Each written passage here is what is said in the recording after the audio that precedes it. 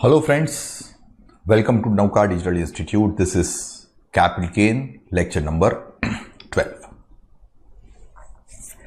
See, what we had in the last lecture was exemption under section 54, जिसमें मैंने आपको समझाया था कि अगर आप अपना पुराना लॉन्ग टर्म रेसिडेंशियल हाउस बेच के नया रेसिडेंस परचेस करो तो हम आपको 54 नंबर के सेक्शन में एग्जम्पशन देते हैं। कितना एग्जम्पशन देते हैं फ्रेंड्स? इन्वेस्टमेंट और capital gain whichever is less. जितना आपका कैपिटल गेन 4 लाख हो, आपने इन्वेस्टमेंट 3 लाख का किया तो एग्जम्पशन 3 लाख, आपने इन्वेस्टमेंट 5.5 लाख का किया तो exemption will be 4 lakh. Your exemption is which ever is lesser would be your exemption. दूसरा महत्व का मुद्दा मैंने यह समझाया था जो जनरली पूछते नहीं इंटरमीडिएट में, that there is a lock in period of how many years? 3 years within which you don't have to sell off the new residential house. अब ये जो हमने कंसेप्ट समझा था वो हमें अमाउंट के साथ तो समझना पड़ेगा। अमाउंट तो मैंने नहीं ली हुई है। So let us begin with the amount and the sums. And friends, I am starting with from your book question number 18। एकदम शांति से समझना, इंस्टीट्यूट है ना साहब, मेमोरी टेस्ट नहीं करेंगे। आपकी मेमोरी टेस्ट हो गई आपकी फाउंडेशन में, सीपीटी जिन्होंने किया उनकी सीपीटी में। इंटरमीडिएट में आपके एप्लीकेशन ऑफ माइंड की टेस्ट होगी। एंड इसीलिए मैं ऑलवेज बोलता हूं कि आप जब भी पढ़ो पूरे कॉन्सेंट्रेशन से पढ़ो। लेक्चर अटेंड करो पूरे कंसंट्रेशन से करो, एंड एग्जाम में पेपर लिखो तो एकदम कंसंट्रेशन के साथ पेपर लिखना है, बिकॉज जरा सा इधर उधर हो गया मार्क गए। You have to be very careful. Sum number 18th, Mr. C purchased a residential house on 10th July 2017 for 10 lakh. Made some addition on August 2017. पहले परचेस किया, बाद में एडिशन किया। He sold the house property in April 2019 for 20 lakh. Find out the capital gain. If out of sale proceed, he spent 5 lakh for the purchase of new house property in September 2019. देखो, अप्रैल 19 में बेच के अगर वो सितंबर 19 में नया घर purchase कर रहा है तो definitely he will be able to avail the exemption because the purchase is made within, can I say 2 years after and up to the due date only. But यहां पे ये सम में सॉल्व करूं, कौन सा नंबर है friends मेरा? Here my sum number is sum number 18। If I solve this sum number 18 of Mr. C for the previous year 1920 relevant to 2021. For my assessee Mr. C, my point will be, just a moment please, for my assessee Mr. C, my computation portion will be, देखिए this way. Can I say मैंने मेरा पुराना वाला घर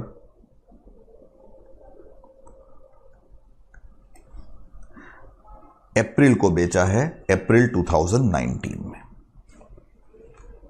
अब मैं अप्रैल 2019 में इसको बेचूं at a net consideration of 20 lakh, बराबर है, जो मुझे क्वेश्चन में ही दिया हुआ है, आपके पास क्वेश्चन पड़ा है। अब आप चेक करो, आपने ये घर परचेज किया है जुलाई 17 में 10 लाख में, जुलाई 17 में परचेज किया, अप्रैल 19 में बेचा।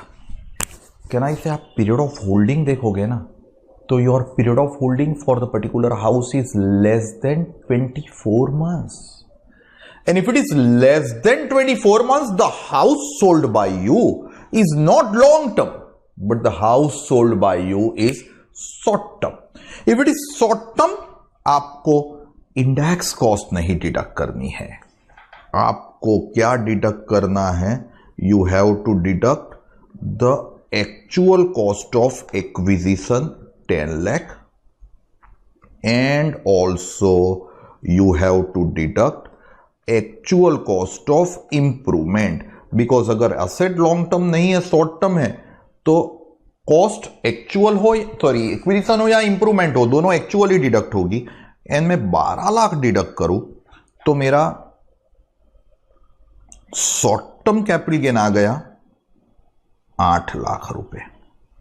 अब यहां तक तो परफेक्ट है। शॉर्ट टर्म क्यों आया पता चला, July 17 to April 19, the period of holding is less than 24 months. अब आपने ये पुराना घर बेचा, 8 लाख का आपका शॉर्ट टर्म कैपिटल गेन आया और आप नया घर 5 लाख में परचेज कर रहे हो। पुराना घर बेचो, नया घर परचेस करो, आपको एग्जम्पशन मिलता है। कितना एग्जम्पशन मिलता है? इन्वेस्टमेंट और capital gain whichever is less. 8 lakh का कैपिटल गेन, 5 लाख का investment, whichever is less. Apparently your answer will be 5 lakh, but you won't enjoy any exemption. Why you would not be able to enjoy any exemption? आप 54 के मेरे words देखोगे ना, point number 2 theoretical point लिखा था last lecture में, जिसमें मैंने बोला था you would be able to avail the exemption only when you sell off the long term residential house. पुराना घर जो बेचो ना, वो क्या होना चाहिए? Long term. यहां पे शॉर्ट टर्म है ना, तो आपको 54 का exemption, I am extremely sorry, मिलने वाला नहीं है। And your net short term capital gain is going to be, can I say, rupees 8 lakh. मैं यहां पे नोट करके लिख दूं, friends, section 54 exemption is not available as residential house sold at 20 lakh is short term, and exemption under section 54 is available. You would be able to avail the exemption is available if long term residential house is been sold. So क्यों नहीं मिला ना, उसका मैंने बहुत ही specifically reason दे दिया। This is very clear, right friends? ऐसा googly question आपको पूछेंगे। अच्छा, अभी मान लीजिए कि इन सम 18 if old residential house is sold in, मान लो दिसंबर 2019 in place of अप्रैल 19। अगर आपने दिसंबर 19 में पुराना घर, पुराना घर बेचा होता in place of April 19, then in that particular case, friends, question arises how to avail the exemption. देखो, मैंने नेट कंसिडरेशन जितने में मेरा घर बेचा है वो है 20 लाख। मेन क्वेश्चन पे आ जाऊं। मैंने लिया था जुलाई 17 में एंड मैं दिसंबर 19 में बेचू ना, तो कैन आई से it is sold after 24 months. 24 months के बाद बेचो तो मेरा घर क्या हो जाने वाला है? पुराना जो बेचा वो लॉन्ग टर्म। अगर लॉन्ग टर्म हुआ तो मुझे एक्चुअल कॉस्ट डिडक्टिबल मिलेगी या index cost? Friends, you are very clear, you are going to get index cost of acquisition. As you are going to get index cost of acquisition, मुझे लेना पड़े index cost of acquisition कितनी? 10 lakh multiplied by 289 divided by 272। 272 कौन से year का index number है friends? 17। 18 year का index number है मेरा 272। So it would B 10 lakh multiplied by 289 divided by 272 करे तो मेरी इंडेक्स कॉस्ट आ रही है 10,62,500 एंड ऑल्सो मेरी इंडेक्स कॉस्ट ऑफ इंप्रूवमेंट में लेने जाऊं तो 2 लाख रुपए मेरी इंप्रूवमेंट कॉस्ट थी। क्या ना इसे ये इंप्रूवमेंट भी मैंने वही ईयर में की हुई है, तो it would be 2 lakh multiplied by 289 sell year 1920 divided by 272 1718, so my improvement cost is 212,500 index करके। एंड फ्रेंड्स मेरा लॉन्ग टर्म कैपिटल गेन मेरा कंप्यूट हुआ।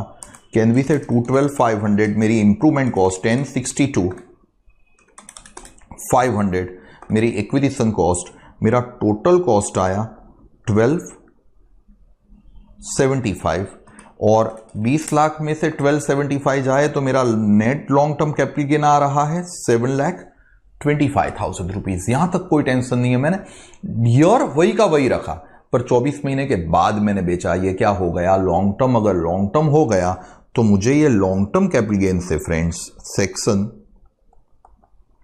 नया घर लिया मैंने 5 लाख रुपए में, दिसंबर में मैंने बेचा। मैंने नया घर 5 लाख में सितंबर 19 में परचेज किया हुआ है। If you purchase prior to the date of sale, दिसंबर में मैंने बेचा है पुराना, उससे पहले मैंने सितंबर 19 में नया घर परचेज किया, तो भी मुझे एग्जम्पशन मिलने वाला है, because I am said that for the purpose of availing the exemption you have to purchase the house within 1 year before or within 2 years after. I fall under the category within 1 year before. मैंने दिसंबर में बेचा, but अगर मैंने सितंबर में घर purchase कर लिया है 19 में, तो कैन वी से it falls under the category 1 year before and I'll be definitely able to avail the exemption. And friends, my exemption available in the given sum is going to be, can I say my investment being 5 lakh or my capital gain being 725, whichever is less. So exemption available, my mistake, is going to be 725 or 5 lakh, whichever is less करे तो my exemption will be 5 lakh. And friends, my net taxable long term capital gain in the particular sum will be 2,25,000 rupees. This is going to be taxable at a flat rate of 20%. Sir, मुझे ये सम में 2 चीजें समझानी थी। एक मुझे समझाना था कि शॉर्ट टर्म पे 54 का एग्जम्पशन ना मिले, जो मैंने मेन आंसर में समझाया। ये इंस्टीट्यूट के स्टडी मटेरियल से ही हमने अडॉप्ट किया हुआ सम है, जिसमें शॉर्ट टर्म है 54 नहीं मिलता है। एंड दूसरा मैंने चेंज करके समझाया कि कंप्यूटेशन कैसे होगा, लॉन्ग टर्म कैपिटल गेन कैसे कंप्यूट होगा और 54 का एग्जम्पशन ये लॉन्ग टर्म कैपिटल गेन से कैसे मिलेगा। ये मेरा फंडामेंटल था। एक मुद्दा जो 2019 में पीयूष गोयल जी अमेंडमेंट लाए, वो मैंने बाकी रखा है 54 के लिए। आप इतना कॉपी करोगे 5 मिनट में, and we will be covering up that 2019 amendment, obviously very relevant for your November 2020 examination friends. Alright friends, may we go ahead with the next concept please.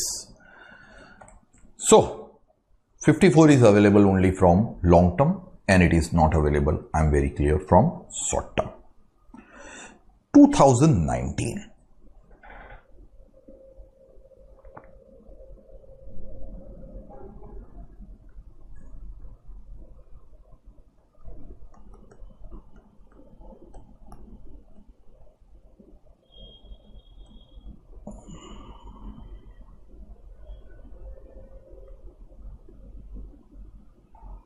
obviously applicable for our examination. अब देखिए friends, यहां पे ये जो amendment किया है ना, वो पीयूष गोयल जी ने किया हुआ है।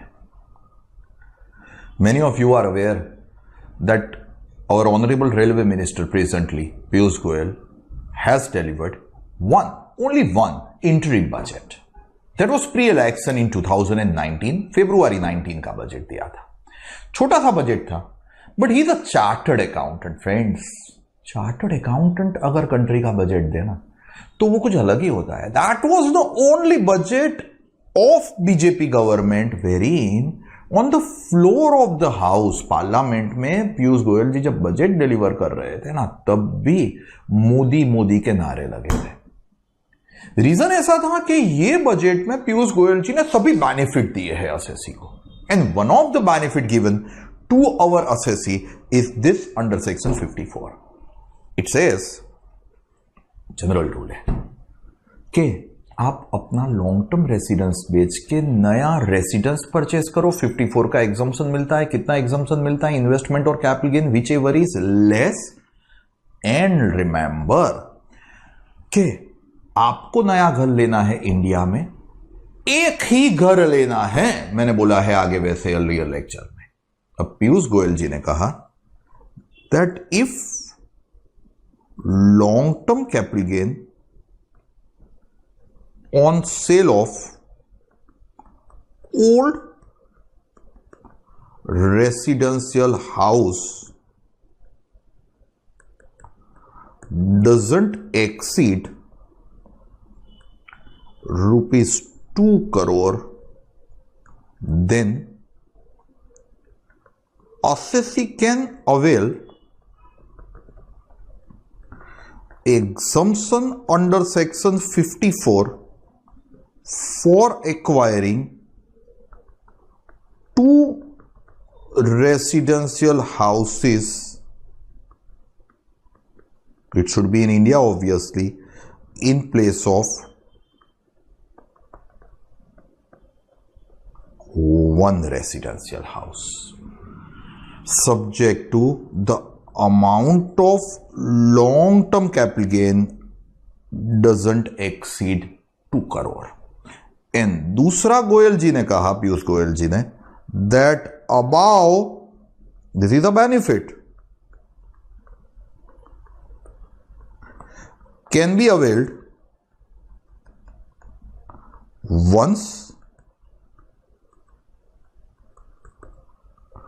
इन लाइफ टाइम. आपके पास 2 बंगलो थे.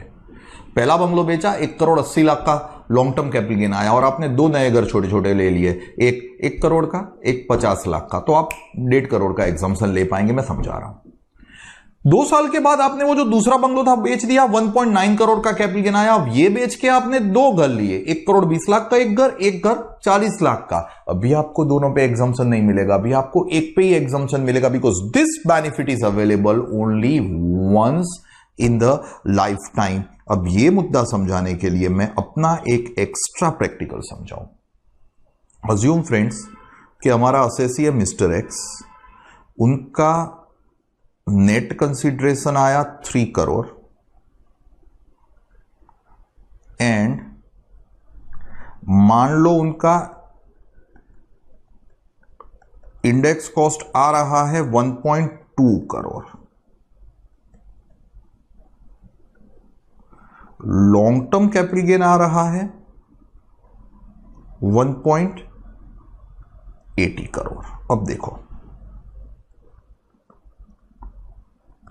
Following residential houses are acquired in India. इन्होंने फ्लैट 1 लिया 1 करोड़ में, फ्लैट 2 लिया 50 लाख में. चेक करो whether the amount of long term capital gain is not exceeding 2 crore. Yes, as it doesn't exceed 2 crore in the year 1920 relevant to 2021, can I say his 54 exemption will be available on flat 1 as well as it's available on flat 2 also, and my net taxable long term capital gain will be, friends, can I say 30 lakh. जो एक word था उसको change करके कर दिया 2, subject to your long term capital gain doesn't exceed 2 crore. And this benefit is available only once in the lifetime. This is 1. अच्छा, दूसरा, मेरा असेसी 3 घर लेता ना तो उनको 3 पे नहीं मिलता, तो कितने पे मिलता? खाली 2 पे ही. पर मान लो फ्रेंड्स कि यही केस थोड़ा मैं चेंज करके समझाऊं। से फॉर एग्जाम्पल मेरा असेसी मिस्टर वाई है, दूसरा असेसी है, पीवाई 1920 रेलेवेंट टू 2021। मेरी नेट कंसिडरेशन आई उनकी 3 करोड़, उनकी इंडेक्स कॉस्ट आ रही है मान लीजिए 80 लाख, इनका लॉन्ग टर्म कैपिटल गेन आया 2.20 करोड़। अब ये असेसी ने फॉलोइंग रेसिडेंशियल हाउसेस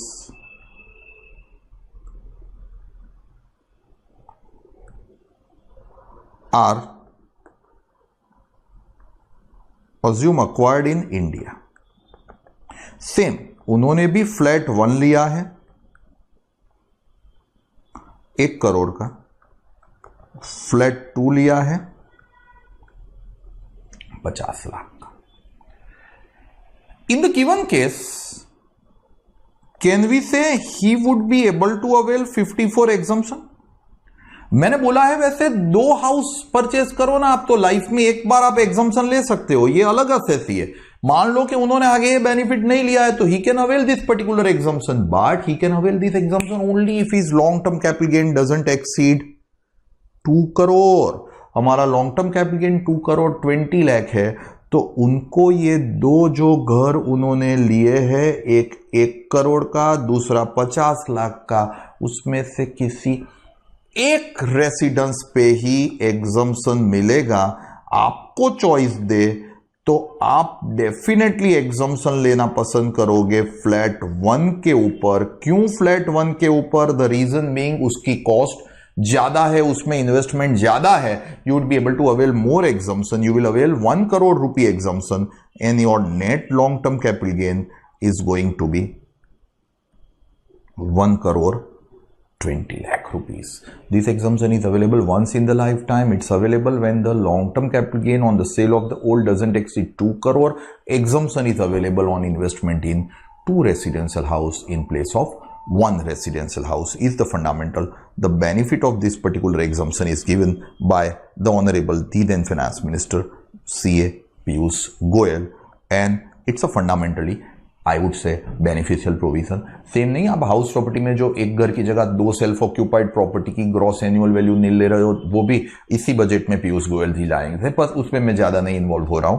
आप अभी इतना कॉपी करो, this is what is my exemption under section 54। पहले आप ये अमेंडमेंट कॉपी करोगे, ये जो हमने लिखा वो, एंड थ्योरी, उसके बाद आप थ्योरी कॉपी करने के बाद इमीडिएटली आप क्या कॉपी करोगे? Example 1 and example 2 for your better clarity. फटाफट इतना कॉपी कर देना है 5 मिनट के अंदर friends. Yes friends, so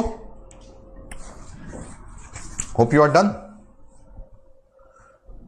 this is exemption under section 54 of the income tax act. This would lead me to my next exemption, and that is exemption under section 54 EC. This is also equally important.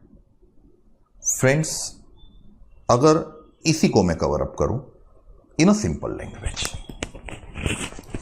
Concept समझना। 54 में हमने क्या लिया? Long term residence बेचो, purchase क्या करो? Residential house. As far as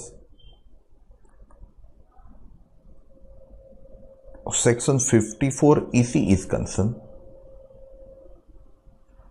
it is for NHAI or REC bonds. फंडा समझना। NHAI का फुल फॉर्म है national highway authority of India. REC का फुल फॉर्म है रूरल इलेक्ट्रिफिकेशन कॉरपोरेशन। बराबर है। अब सुनो, लेट 90s में गवर्नमेंट ने, बीजेपी गवर्नमेंट थी, अटल बिहारी वाजपेयी जी की सरकार थी, एनएचएआई को प्रमोट करना स्टार्ट किया। एनएचएआई का काम है हाईवेज डेवलप करते हैं। ये जो एक्सप्रेस हाईवे है that is developed by national highway authority of India. अब ये एनएचएआई गवर्नमेंट अथॉरिटी है, उनको थोड़ा बहुत रुपया गवर्नमेंट देता है एंड थोड़े रुपए वो जनरल पब्लिक से बोरो करते हैं। एनएचएआई जब रुपए बोरो करे जनरल पब्लिक से तो एनएचएआई जनरल पब्लिक को बॉन्ड्स इश्यू करते हैं। उस जमाने में ये बॉन्ड्स के ऊपर अप्रोक्सीमेटली 6.5-7% पर एनम का इंटरेस्ट मिलता था। सर, मैं जिस जमाने की बात कर रहा हूं ना, उस जमाने में एफडी आप करवा देते ना तो उसके ऊपर का इंटरेस्ट रेट 10, 10.5, 11% पर एनम जितना होता है। अब आपको अगर चॉइस दे कि इन्वेस्टमेंट बॉन्ड में करो या एफडी में करो तो definitely you will move for those investment very you are getting better return. FM में आपको ऐसा ही सिखाया हुआ है and obviously that's a very clear cut logic. People will invest where you get more return. So people were making investment only and only in the FD or other investments. They were not investing in the bonds. अब investment नहीं करते थे तो NHAI को रुपए नहीं मिलते थे, एनएचएआई को रुपए नहीं मिलते थे तो एनएचएआई हाईवे डेवलप नहीं कर पाती थी, हाईवे डेवलप नहीं कर पाती थी तो डेवलपमेंट का काम रुक जाता था। फ्रेंड्स, मेरे डिपार्टमेंट ने सोचा कि कुछ करना पड़े by which there should be an encouragement to assessee for investing in the bonds of NHAI। Government ने कहा कि जनरल पब्लिक, अगर आपका कैपिटल गेन हुआ है on the sale of long term capital asset, आपका कैपिटल गेन हुआ है on the sale of long term capital asset और आप इसको इन्वेस्ट करो इन एफडी तो हम आपको कोई बेनिफिट नहीं देंगे, बट आप इसको इन्वेस्ट करो एनएचएआई या आरईसी के बॉन्ड्स में तो हम आपको 54EC का क्या दे देंगे, exemption, to encourage people to make more and more investment if they have capital gain. To save the capital gain, they are asked to make investment in NHAI, forget the interest, save the capital gain and you would be given exemption under section 54EC। section कुछ ऐसा कह रहा है, friends, this benefit is available to very important any assessee, may he be individual, HUF, partnership, AOP, BOI, anyone। वो 54 में खाली individual HUF था ना, वैसा यहाँ पे नहीं है। This is available to any assessee, individual HUF, firm, company, anyone. It is available when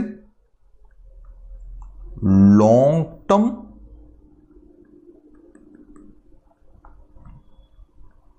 capital asset is sold off. लिखने की प्लीज जल्दी मत करना, मैं जो जगह रख रहा हूं वहां पे फिल इन द ब्लैंक्स करूंगा अभी। Well, long term capital asset is sold of and capital gain is invested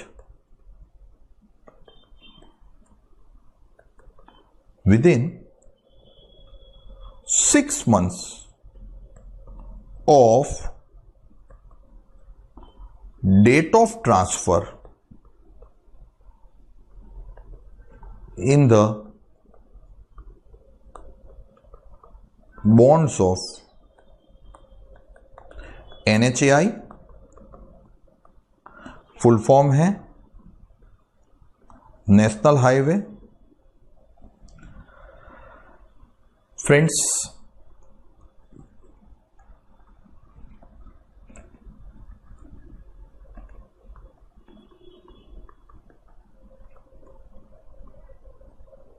Authority of India and REC called Rural Electrification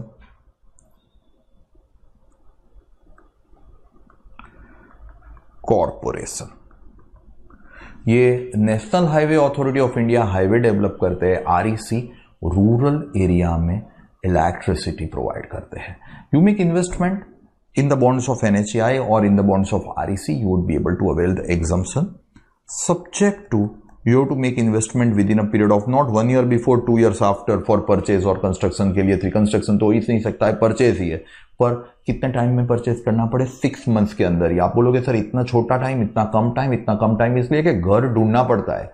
ये बॉन्ड्स आप NHAI से ही परचेस करने, RECA से ही परचेस करने। और एक चीज और मैं क्लियर कर दूं, ये NHAI के बॉन्ड्स मैं मान लो मिस्टर एक्स से परचेस कर लूं तो ना चले, एक्स वाई से परचेस करे तो ना चले। This bonds are to be purchase directly from NHAI REC when they are coming out with their public issue. So ये डायरेक्टली पब्लिक इश्यू से ही परचेस करने पड़े। और आपके शेयर कैपिटल टॉपिक में जैसे होता था ना कि आपने एप्लीकेशन की फिर प्रोरेटा अलॉटमेंट आएगा, ऐसा नहीं है यहां पे। मेरे यहां first come first serve basis पे ये बॉन्ड्स इश्यू होते हैं। If you invest, your exemption is going to be investment और बोलिए friends capital gain. Your exemption is going to be investment और capital gain, whichever is less subject to there is a lock-in period। ये bonds जो आपने लिए वो आपको बेचने नहीं है within the lock-in period of how many years? 3 years। Sir पहले ये ओरिजिनल सेक्शन था friends, I am making few modifications, please listen, few amendments to this particular section, please listen. पहले बॉन्ड्स कोई लेने के लिए तैयार नहीं था, गवर्नमेंट ये सेक्शन लेके आए। अब सेक्शन लेके आए ना तो इतने सारे लोग ये बॉन्ड्स परचेस करने लगे कि साहब होता कैसा था, NHAI अपना पब्लिक इश्यू लेके आए ना, मिस्टर एक्स का कैपिटल गेन हुआ है 1.5 करोड़ और उन्होंने जाके 1.5 करोड़ के बॉन्ड ले लिए। वाइफ का कैपिटल गेन हुआ है 2.3 करोड़, उन्होंने 2.3 के बॉन्ड्स ले लिए, एग्जम्पशन मिल गया पूरा। जेड का कैपिटल गेन हुआ है 4 करोड़, जेड ने 4 करोड़ के बॉन्ड ले लिए। ए का कैपिटल गेन हुआ है फ्रेंड्स मान लीजिए 1.20 करोड़, उन्होंने 1.20 करोड़ के बॉन्ड ले लिए। And all are availing the full exemption. अब होता ऐसा था कि मैं बैठा था यहाँ पे लेक्चर लेने बैठा सुबह से और ये बॉन्ड्स परचेस करने नहीं जा पाया। मैंने बोला फर्स्ट कम फर्स्ट सर्व पे अलॉट होते हैं, NHAI REC से ही परचेस करने पड़े। आज NHAI इसका पब्लिक इश्यू ओपन किए थे, हम पहुंचे तब तक तो ये बड़े बड़े लोग आके बॉन्ड परचेस करके गए थे। एंड मेरे लिए उन लोगों ने कुछ भी बाकी रखा नहीं था। अब साहब मेरे लिए कुछ बाकी ना रहा, मेरा भी गोल्ड बेचने पे 20,000 रुपए का या लैंड बेचने पे 20,000 का कैपिटल गेन था। मुझे बॉन्ड्स लेने थे पर सभी बॉन्ड्स सेल आउट हो गए थे और मुझे ये बॉन्ड्स मिलते नहीं थे। गवर्नमेंट ने देखा कि काफी लोगों को परेशानी हो रही है, बॉन्ड्स नहीं मिल रहे हैं, and hence government came out say that पहले कोई लेता नहीं था, ये सेक्शन लाए। अब इतने सारे लोग ये बॉन्ड्स लेने लगे कि गवर्नमेंट अमेंडमेंट लाए, कहा aggregate investment in the bonds of NHAI and REC during the previous year can't exceed rupees 50 lakhs. This investment cannot be more than 50 lakh। Meaning thereby मान लो ये बंदे ने 1.5 करोड़ का कैपिटल गेन हुआ है, 50 लाख के ही बॉन्ड मिलेंगे, चल बाकी के करोड़ पे टैक्स भर, 50 लाख यहां पे भी 4 करोड़ नहीं 50 लाख, 1.2 करोड़ नहीं 50 lakh. Maximum investment you can make is only 50 lakh. So that ऐसा होगा कि शायद मैं 20,000 के बॉन्ड्स परचेज करने जाऊं तो मेरे जैसे छोटे छोटे लोगों को भी फ्रेंड्स शायद बॉन्ड्स मिल जाए, ऐसा गवर्नमेंट का इंटेंशन था। सब हमारा टैक्स कंसल्टेंट्स का, चार्टर्ड अकाउंटेंट्स का काम होता है एक्ट बदले ना, अमेंडमेंट आया ना एक्ट में, तो इमीडिएटली उसके लूप होल निकालो। एक्ट के वर्ड्स आप पढ़ो, एक्ट के वर्ड्स है aggregate investment in the bonds of NHAI and REC during the previous year can't exceed 50 lakhs। मेरे असेसी ने 8 नवंबर 19 को लैंड बेची है, लॉन्ग टर्म कैपिटल गेन हुआ है 90 लाख का। अब मेरे असेसी को 54 EC का एग्जम्पशन लेना हो तो उसने तो बेचारे ने मान लिया था कि 8 नवंबर 19 से 7 में 20 तक आपको परचेस करने पड़े बॉन्ड्स। ये 7 में 20 में कहां से लाया पता चल रहा है, विद इन 6 months। अब मेरे असेसी ने 12 दिसंबर 19 को 50 लाख के बॉन्ड्स ले लिए and he was happy paying tax on remaining 40 lakh. मेरे पास आया कि सर बहुत टैक्स लग रहा है, 40 लाख रुपए के ऊपर 20% करके 8 लाख रुपए टैक्स लग रहा है सर, बहुत ज्यादा है, कुछ करिए। मैंने कहा हो जाएगा, फीस लगेगी। लेकिन सर रेडी टू पे द फीस, कितनी? मैं दू माई फीस विल बी से 25,000। बोले कि सर टैक्स बच जाएगा पूरा? मैंने कहा हाँ पूरा टैक्स बच जाएगा, तो टेंशन मत ले। 40 लाख रुपए का कैपिटल गेन आ रहा है उनका, उसके ऊपर उनका टैक्स आए 8 लाख रुपए 20% से, वो मैं बचा रहा हूं। तो बोले 25,000 फी बढ़ने देने के लिए मैं तैयार हूं। मैंने कहा देख भाई, तू एक्ट के वर्ड्स पढ़। एक्ट के वर्ड्स है aggregate investment in the bonds of NHI and REC during the previous year can't exceed 50 lakh.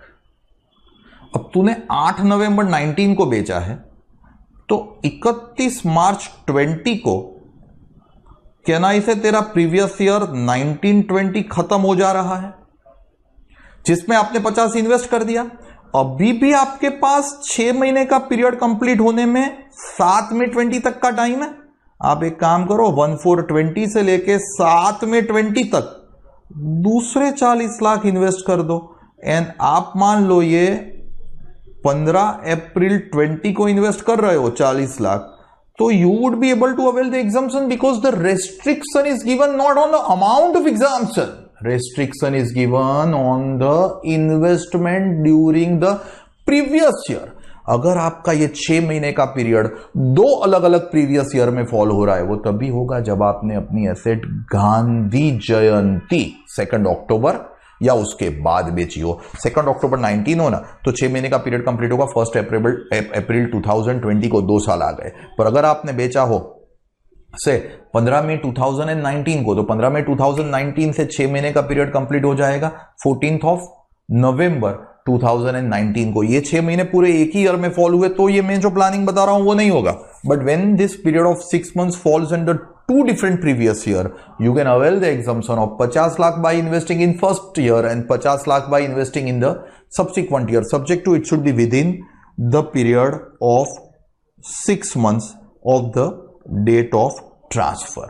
And my assessee was doing this particular planning and he invested 40 and he availed the exemption. अब उनको problem हुआ कि 25,000 रुपए की फी, क्योंकि मुझे 25,000 की फी लेने में 2.5 मिनट लगी। तो बोले कि सर इतनी सारी फी थोड़ी होती है, इन अ लाइटर नोट प्लीज लेना। मैंने कहा सर मैंने आपका 8 लाख रुपए का टैक्स बचाया। तो पर सर आपने किया गया, आपको तो 3 मिनट लगी ये करने में, 2.5 मिनट लगी। 2.5 मिनट के थोड़े कोई 25,000 रुपए देता है, आपकी कॉस्ट क्या लगी? हम चार्टर्ड अकाउंटेंट ऑलवेज जवाब देते हैं फ्रेंड्स, और ये जवाब आपको भी फ्यूचर में देना है कि हमारी कॉस्ट लगी बादाम जो हमें खानी पड़ी ना हमारा ब्रेन चलाने के लिए, तेरा नहीं चला मेरा चला, हमारा ब्रेन चलाने के लिए जो बादाम खानी पड़ी उसकी कॉस्ट लगी। साहब हम प्रोफेशनल है, हम प्रोफेशन में मटेरियल लेबर की कॉस्ट नहीं होती है, हम प्रोफेशन में हमारी इंटेलिजेंस की कॉस्ट होती है, हमारे ब्रेन के रुपए लगते हैं। It may take 2.5 minute, it may take 5 hours, but if you are getting benefit, that benefit should be given as a fees. We should be given the reward in terms of fees friends, but clients generally समझते नहीं है। हम लोग ये planning बहुत अच्छा करवाते थे। 2 साल में अगर आपका 6 महीने का पीरियड कम फॉल हो रहा हो, तो हम 50 + 50 करके 1 करोड़ का एग्जम्पशन लेते थे। अरुण जेटली सर ने बीजेपी में जब चार्ज लिया ना, तब उन्होंने ये प्रोविजन को बदल डाला। उन्होंने कहा aggregate investment in the bonds of NHI and REC during the previous year of sale of long-term capital asset and previous year immediately falling thereafter। जिस ईयर में बेचा हो वो ईयर एंड उसके बाद के प्रीवियस ईयर का दोनों का total cannot exceed 50 lakh. Meaning thereby आपने अगर 1920 में इन्वेस्ट कर दिया है तो आप 2021 में PY 1920 के लिए कुछ इन्वेस्ट नहीं कर पाओगे एंड आपको 40 लाख रुपए पे टैक्स भरना पड़ेगा। हमारा जो बादाम वाला 25,000 रुपए की फी वाला प्लानिंग था वो जेटली सर ने ओवरकम कर दिया, ओवर रूल कर दिया। Now that particular benefit is not at all available to me. Now I can not avail that particular advantage which I was availing earlier. अब ये मेरा एक मुद्दा हुआ फ्रेंड्स। अब ये सेक्शन इतना अच्छे से जा रहा था, हम बेनिफिट ले भी रहे थे इन 54EC। गवर्नमेंट को पता नहीं क्या हुआ, गवर्नमेंट ने सोचा कि we want to now get rid of this 54EC and we want to reduce the horizon of 54EC and hence government ने इसमें 2 छोटे छोटे अमेंडमेंट किए। This is available to any assessee but when long term capital asset act में लिखा है as of today being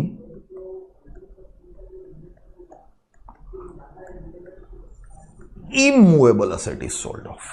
पहले gold बेचते थे, सिल्वर बेचते थे, एग्जम्पशन मिलता था। Now exemption is available only when you sell off the land और बिल्डिंग। इमूवेबल एसेट बेचो तो ही ये 54EC मिलेगा, वरना 54EC नहीं मिलेगा। नंबर 1 एंड नंबर 2, ये पहले जो लॉक इन पीरियड 3 साल का था ना, वो 3 साल के लॉक इन को भी बदल करके इन लोगों ने लॉक इन कर दिया कितना, 5 इयर्स। द बॉन्ड्स जो आपने लिए हैं, जैसे घर आप 3 साल में बेचना नहीं था, वैसे बॉन्ड्स जो आपने लिए वो कितने साल के अंदर बेचने नहीं है, 3 इयर्स के अंदर आपको बॉन्ड्स बेचने नहीं, सॉरी नॉट 3 इयर्स, बॉन्ड्स आपको कितने साल के अंदर बेचने नहीं है, within the lock in period of 5 years you don't have to sell off the bonds. If you sell off, exemption availed will be taken back, will be withdrawn. So ये मेरा 54EC हुआ। अब ये 54EC को मैं समझाऊं with the help of one small illustration. It is very next sum number 19 from your material, a small one. Capital gain of 75 lakh arising from the transfer of long-term immovable capital asset. It is long-term immovable capital asset, 75 lakh का capital gain है on 1/5/19 will be exempt from tax if such capital gain is invested in the bonds redeemable after 5 years issued by NHAI under 54EC. Examine with reasons whether the given statement is true or false having regard to the provisions of Income Tax Act. Friends, in question number 19, all other things are simple. All other things which are given in question 19 are say immovable asset है, आपने NHAI के bonds में invest किया है, वो सब perfect है। But एक ही इश्यू है, they say long term capital gain of 75 lakh rupee is exempt. Friends, in question number 19, I'll put this way, long term capital gain on sale of immovable property worth 75 lakh can't be exempt under section 54EC. Why? As maximum exemption under section 54EC can I say can't exceed ₹50 lakh। पहले 2 साल करके 50 + 50 लेते थे, now it cannot exceed maximum 50 lakh. So this statement is not a correct one because your maximum exemption cannot be more than 50 lakh. ये मेरा 54EC आज के lecture का इंपॉर्टेंट सेक्शन हुआ। फ्रेंड्स, आप इतना कॉपी करेंगे, I'll keep it over here and in the next lecture we will have the other issues and other exemptions. Thank you very much. Till then friends, stay home, stay safe. Thanks a lot. If you like this video, share it with your friends. Subscribe to our YouTube channel to watch more such videos and learn from our expert faculty members. Press the bell icon to get regular notifications whenever we upload a new video. Download NDI mobile app to get complete CA course online.